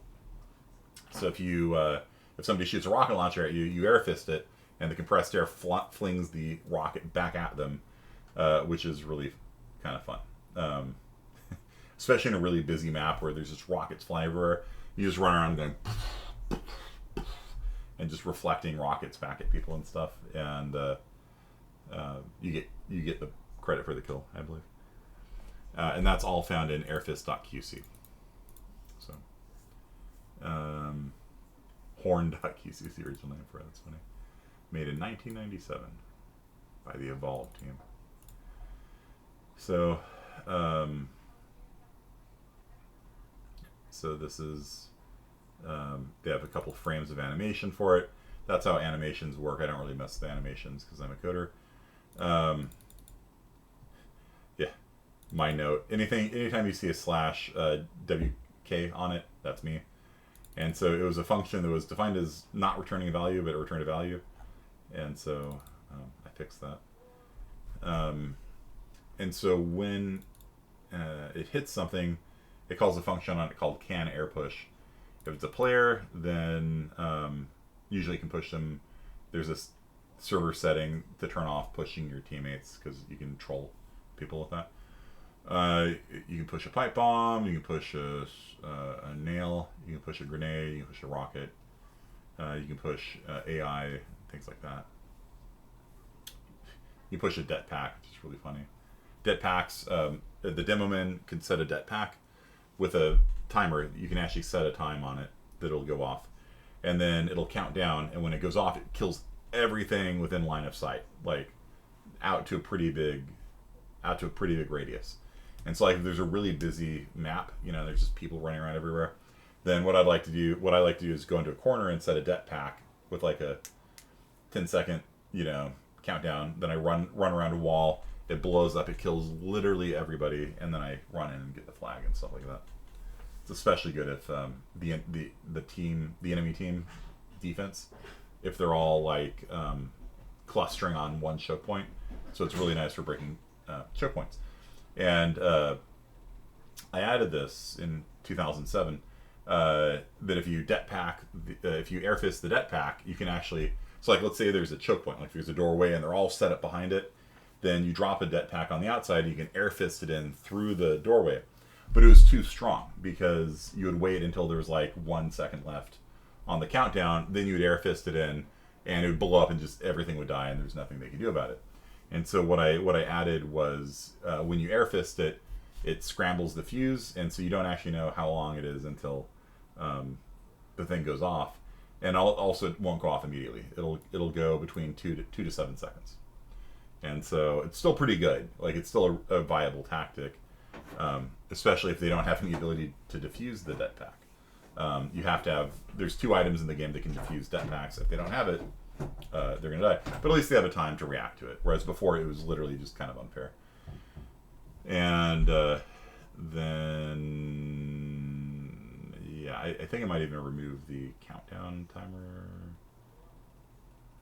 Yeah, I think it even removes the countdown timer, so that you don't know yourself how long it is until it goes off. Maybe it does. I don't know. I don't remember for sure. So, okay. So we were going to talk about the different tools that you have. The tools you have. It's the same as an Unreal Engine. Hey, so like, how in Unreal Engine we have line trace by channel. In Quake C, it's called trace line. And you know how I said that trace lines are used everywhere? Yeah, they're used everywhere. It's one of the fundamental tools of game development, is being able to draw an invisible line through the world and have the game engine tell you the first thing you hit. That's just one of your basic, staple things. It's like when you play soccer, you've got a couple things you do. You pass, you pass to another person. I don't know, you kick it up ahead. Like, there's a few moves you just do over and over again, and trace line is one of those in video game development. Another one is find radius. So this is like that other thing that I told you about, which you can get everything within a radius of a point. This one gives you everything within a radius of a point. And if you want to see how it works, copy and paste existing code. It's not the world's easiest to use thing, but what you do is you look at how they do it, or how I do it in this case. So this finds everybody within radius of place. And then there's a while loop that goes through all of the entities, all of the actors within that radius. And so it goes through everyone. If that thing is a grenade, then it explodes. If it can take damage, then it takes damage, and then it goes on to the next thing. So this is how you can loop through everything within a radius of a point. So that's another tool. So trace line, find radius, and then there is think and touch. So touch is, let's do touch first. In Unreal Engine, you remember there's on hit, you walk into something and it triggers something, or there's on overlap, or you walk into an invisible box and the snowman says hi to you or something. That's this. So every object in Quake, you can set up a touch function on it, and that means when something hits it, it could be a player bumping their head into it, it could be a rocket hitting it, doesn't matter. Whenever something touches it, it calls the touch function. And so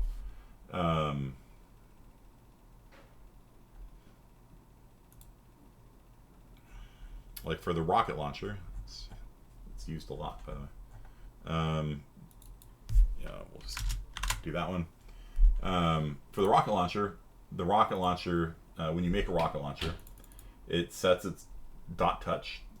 Everything in Quake C is it's like the C language basically. So dot touch holds a function. So when the rocket contacts something, it calls this function. It's just like in Unreal Engine, the event hit, right? Like on hit, this will happen. It's the exact same thing. So the same tools you have in Quake C, and then 20 years later you have Unreal Engine, right? It's the same tools. You know, Unreal Engine obviously does things like, you know, refraction. I guess technically we have that with the water. But like there's obviously a lot more. Unreal Engine has destructible meshes and you know, all sorts of neat stuff. You know, the Quake C engine is fairly simple, but the reason why I like teaching it is A, I know it pretty well, and B, because all the fundamental tools of a game, you know, how you interact with things, they're all in there, and it's pretty easy to work with. So this is in the function called make rocket. There's several different weapons that all make rockets, and so I just combined them all into one function. Like I said, I took my mod from 500,000 lines of code to 300,000 lines of code by finding duplicate areas and kind of simplifying them down. So anyhow, at the end of the day, this is how you make a rocket. So it has a touch function on it called missile touch. So when that rocket impacts a person or a demon or a wall, it calls that function. And that's how you set what it looks like in the world. Set model changes its appearance. And it has a size, it has a position, it has a angle on it, which is the direction it's looking. It can have an angular velocity, so it spins. But basically, yeah, it's just all the same thing as an Unreal Engine, really. It's just looks a little different, that's all. So what does missile touch do? Again, if you ctrl-shift-F it, look for the thing that has the equal sign. That's where it is. So when the rocket impacts something, this is what happens. So first of all, it does a point contents check, which my 50B people will realize how that works now because I went over that. It checks to see if the point that it impacted is outside of the world.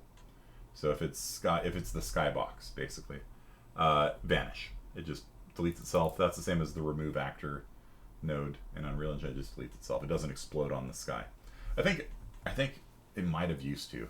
Like you could shoot the sky and it would explode on the sky, and it was kind of weird looking, you know, for rockets to impact the sky. I lowered the damage from 120 to 92.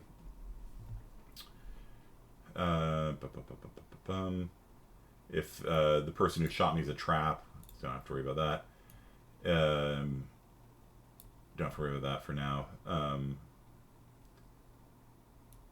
That's for the obituaries, doesn't matter. Okay, so here we go. So if the other person has health, so in other words, if the other person has hit points, if they have health, not everything does. Like, the world does not have health. And in fact, if you try damaging the world, it crashes the game. If you ever try inflicting damage upon the world, the thing will shut down and be like, you tried damaging the world, you done goofed. It'll tell you. So don't try damaging the world. So if the thing that we impacted has health, like it's a player, it's a demon or whatever, and they have health, like you could be dead, right? Like we talked about that last time. So if the thing we impacted has health, then we random returns a number from 0 to 1. So we're going to do between 10 and 30 damage on top of the 92. That's why it was lowered. So it does random damage. It does between 92 and 122 damage. It's still less, but still pretty good. And then we call the damage function. And so the damage function is one place where it handles all kinds of damage. Every time you do damage to somebody in the game, you call that function. And it's this big, obscenely complicated function that handles things like, okay, you're inflicting explosion damage and the person has blast armor, take half, and they have quad damage, so it's 4 times damage, but the person defending has a Crusader aura on them, so they take 33% less. And it sits there and it runs through all the different modifiers in the game. It's a fairly complicated. It's not hard to understand, but there's just a lot of stuff in the mod, and they're all everything involving damage and damage modifiers are all in that one place. So that's if we hit someone. So if we hit somebody directly, like if we shot a rocket and it hit their belly, then they take 120 damage ish, somewhere around there. Now the rocket explodes, and so if we hit a wall, the walls can't take damage directly, but it will explode. And so there's actually 2 sources of damage here. The first is direct impact damage. Like if you're able to somehow collide a rocket with a person directly, it does a lot of damage. But then after that, it will explode in a radius and damage people again. And so it's not good to be headshot by a rocket. Okay, I think the window washer is calling me. I will be right back. Keep looking at the source code. All right.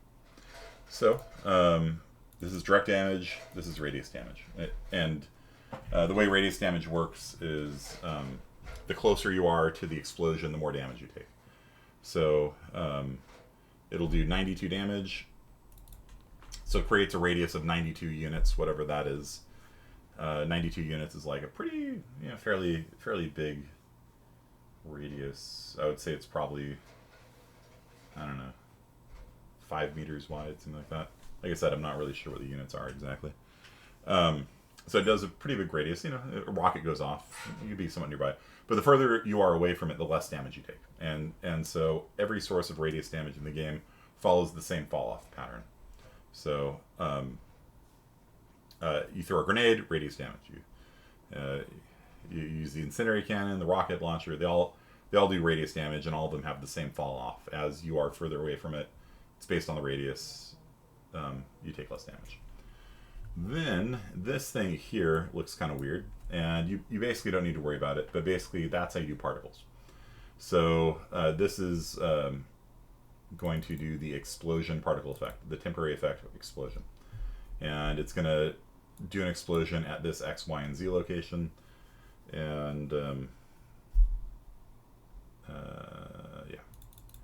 and it's going to broadcast it to everybody that can possibly see it. That's what PHS stands for. It's the potential hearing set. So everybody that could either hear or see that explosion will get network data sent to them. If they can't hear or see it, they don't get the data sent to them. And that's one of the reasons why this game was actually playable over dial-up, and it was actually alright playable. It wasn't great. Like high-speed internet's obviously much better, but it played fine. Like try playing Battlefield 5 over dial-up, right? Like just good luck, And so yeah, that's it. That's all there is to a rocket hitting something. This is just the same thing like we have in Unreal Engine for on hit. And if you directly hit somebody, they take bonus damage, but either way, it explodes and does damage to everybody. So those are your basic tools. You got trace line, you got find radius, point contents. Am I in water right now? That's a thing you can check for also. Like, is it solid? Yeah, that's interesting. Am I in open air?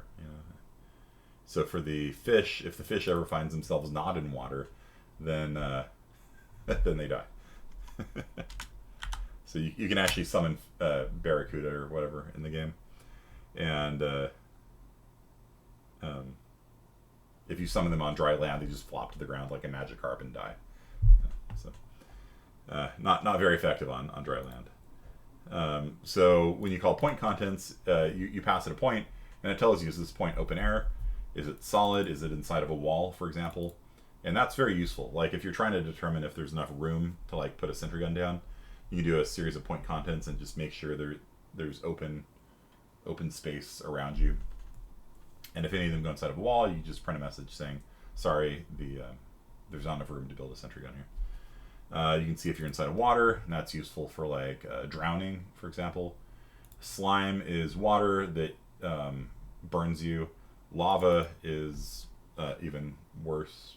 You don't want to go swimming in lava too long at all. And then the sky is the skybox, right? So that's outside of the world. Yeah. So like if you want to look at how drowning works, you can just ctrl-shift-F on that. And if you're underwater, then when you get shot, instead of going ow, it makes like a bubbling sound. It's kind of funny. Yeah. So if you're underwater, this thing gets called, and if your tranquilizer hallucinating, you start drowning. Let's see here. There we go. So if you run out of oxygen, then the damage starts going up. So the longer you're out without oxygen, the drowning damage starts going up, and it goes up to a maximum of 10 per tick, I believe, 10 per second. And so, yeah, I think by default you're given 12 seconds of air, and then after you exceed that, then you take 2 points, then 4 points, then 6 points, then 8 points, then 10 damage, and 10 damage, and 10 damage per second. And it ignores armor, and okay. So yeah, so basically once per second, it will inflict damage on you, and yeah, so water level actually holds how deep you are in water. There's actually multiple water levels. You can be touching water like with your feet. That's water level 1, I believe. You can be like at waist deep. That's water level 2, and at water level 3, you're underwater. And so it's actually a variable holding how deep you are in water, and there's different code for each of those. If you feign death in water level 1, you start drowning because you flop to the ground, and so having knee-deep water is enough to drown you if you feign death. That's a neat little thing there. I added in the Scuba Commando.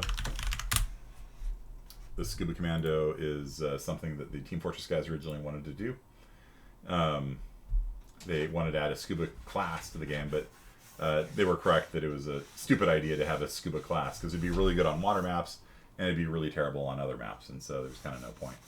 So, but they had one of the people in Australia, because the Team Fortress guys are from Australia originally, or most of them were.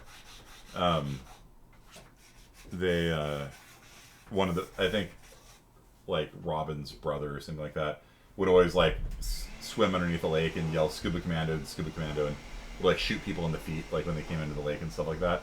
And so they always kind of joked about making it a class. And so I went ahead and just added it to Custom Team Fortress. So you can buy scuba gear. And if you have scuba gear, you can't jump as high because you have flippers on. So, or actually, sorry, no, you can jump out of water quite easily. This is if you're in water. So if you're underwater and you jump, you can actually go up quite quickly because you have scuba fins on. But they do hamper you on land a little bit. But you also don't suffocate if you have scuba gear on. You don't suffocate to death. You have infinite air.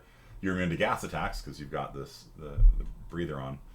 And if you're underwater, you don't sink. You just hover. You tread water, and so you don't have to constantly be jumping up and down And water, you can just kind of navigate up and down through it, no problem. Yeah, so what else would you guys like to see here? What would you like to learn about? We got 5 minutes left. Is there anything else you'd like to toss out there? Like the basic defines are in something called defs.qc, and that's where a lot of these like defines are found. I don't know how many of these you need to mess with. These are all the functions that are built into the server. There's a lot of them. I don't know if you need to mess with this too much. How does the game track time? Great question. So there is a variable called time, and it is a float, and so it has decimals and stuff like that, and it is just a global variable, and so you just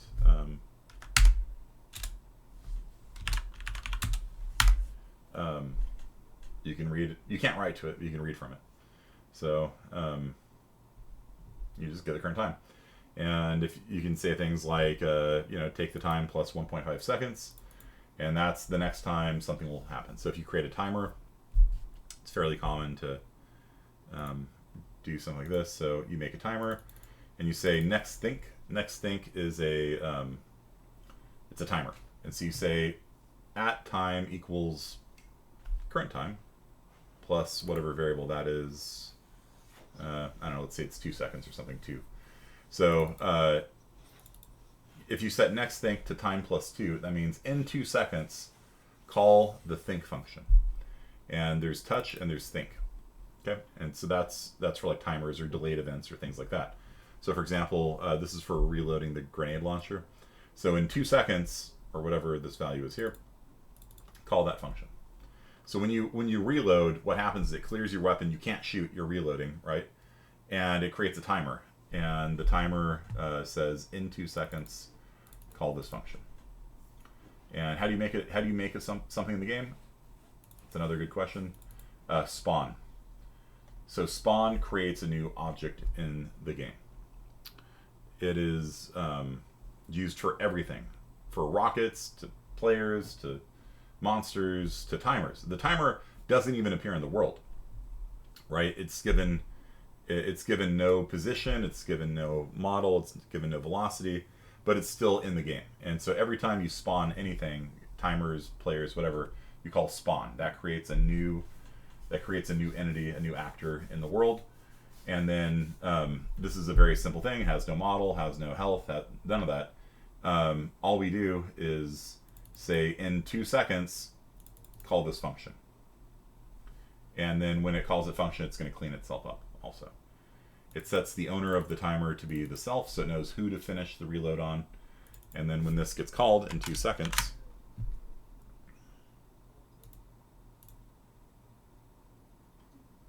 here, then the owner, which was set back there, it resets their weapons model back to what they had before and prints to the screen, finish reloading. By the way, there is, you can print. There's a print function, so you can print things to debug. And so the timer fires in 2 seconds, it finishes the reloading, and then it deletes itself. So that's how you can do delayed actions. Like if you pull the pin on a grenade and throw it, you set, like if the grenade's going to go off in 3 seconds, you say next think time plus 3.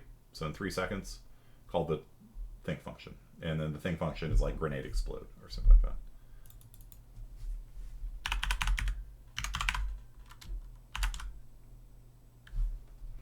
And there's all sorts of different grenades, but like, yeah, let's save this one. So when you throw the grenade, you set next think to be time plus 2, time plus 3, whatever you want the delay to be. And you set its think function to be frag grenade explode. And then when it explodes, it goes and it does all this stuff. It actually shoots shrapnel in different directions that reflect around corners and things like that. So it's like a volumetric explosion, which is kind of cool. I'm proud of that. I wrote that one. The Merv grenade explode launches multiple grenades. So you throw a grenade and it explodes into more grenades, things like that. Is there class next week? Yeah, there's class all next week for sure. Absolutely. So,